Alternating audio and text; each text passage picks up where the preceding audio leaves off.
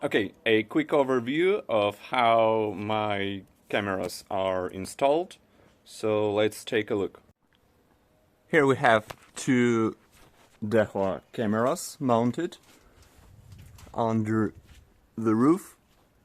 One is watching the entrance to attic storage and one is watching the main entrance to house.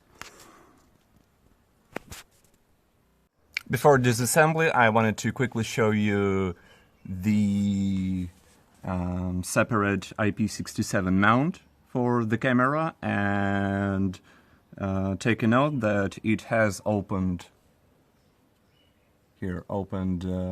ports in here because there was some flooding and the water did accumulate in it, so I removed caps for the water to drain down.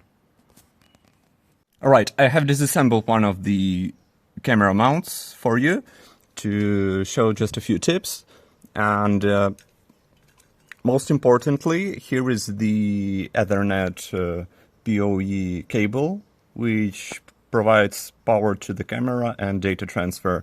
And this is the cap, termination cap with the give me a second. Termination cap, which protects the cabling from water damage. Make sure to install it. Okay.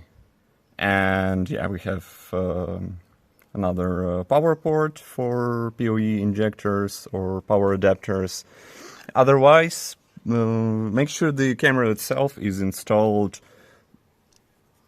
under some sort of roof, just to prevent additional dirt and dust, especially if the water flows down on the camera. It can accumulate here and you'll have much worse visibility. Yeah, so my camera, I did not clean it for about a year and it's looking pretty good.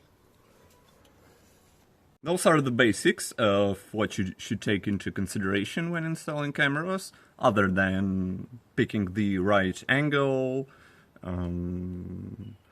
arranging lighting if you do not prefer to use night infrared illumination. But for Dahua camera it works really well.